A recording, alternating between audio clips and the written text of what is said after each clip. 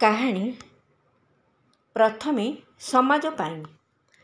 ଇନ୍ଦୋର ହିନ୍ଦୀ ସାହିତ୍ୟ ସମ୍ମିଳନୀର ଅଧିବେଶନ ମହାତ୍ମା ଗାନ୍ଧୀଙ୍କର ସଭାପତିତ୍ୱରେ ହୋଇଥିଲା।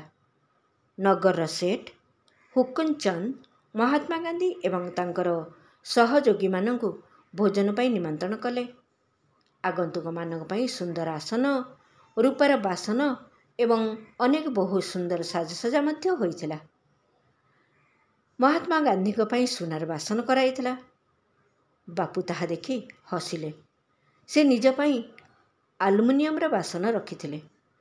କସ୍ତୁରବାଙ୍କ ଠାରୁ ବାସନ ଗଣ୍ଠୁଲି ଆଣି ତାହାକୁ ଭୋଜନ ପାଇଁ ରଖିଦେଲେ ଏବଂ ସୁନାର ବାସନକୁ ଫେରାଇ ଦେଲେ। ସେଠଜୀ ତାଙ୍କର ସୁନାର ବାସନରେ ଖାଇବା ପାଇଁ ମହାତ୍ମା ଗାନ୍ଧୀଙ୍କୁ ଅନୁରୋଧ କଲେ। ଗାନ୍ଧୀ କହିଲେ, ଯେଉଁ ବସ୍ତୁ ଗରିବମାନଙ୍କୁ ମିଳିପାରିବ ମୁଁ ତାହା ହିଁ ଉପଯୋଗ କରିଥାଏ। ସେଠ୍ ହୁକୁମଚନ୍ଦ ବୁଝିଗଲେ ଯେ ସେହିସବୁ ସୁନାର ବାସନକୁ ଦେଶ କାମରେ ଲଗାଇବା ପାଇଁ ଗାନ୍ଧୀଙ୍କୁ ଦେଇଦେଲେ।